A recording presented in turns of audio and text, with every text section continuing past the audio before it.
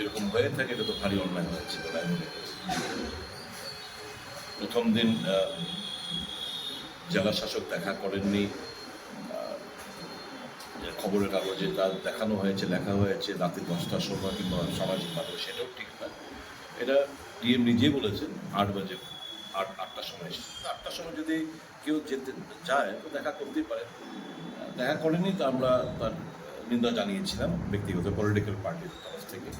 কিন্তু আজকে যে ঘটনা যদি এরকম হয়ে থাকে, মোস্ট আনফর্চুনেট। এবং যে জায়গায় চিফ মিনিস্টার বলেছে যে উনি ব্যাপারটা দেখবেন এবং দেখছেন, তো দিস ইজ মোস্ট আনপ্রেসিডেন্ট ঘটনা হওয়া উচিত না। কাজে যদি এরকম হয়ে থাকে এটা মোস্ট আনফর্চুনেট বলে আমি মনে করি। আর এরকম না করে বরঞ্চ ক্ষমতাও শেয়ার করবে আর এরকম ঘটনাও ঘটাবে, এটা তো ঠিক না।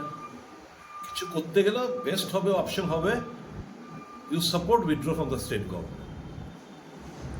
অনেক ইস্যু রয়েছে, ডেমোগ্রাফি চেঞ্জ হচ্ছে রাজ্যে। সিএ নিয়ে তীব্রমতার স্ট্যান্ড কি? সিএ নিয়ে তীব্রমতার স্ট্যান্ড কি?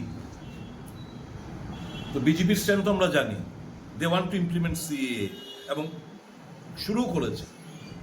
তো কিভাবে এরা ঘর করছে?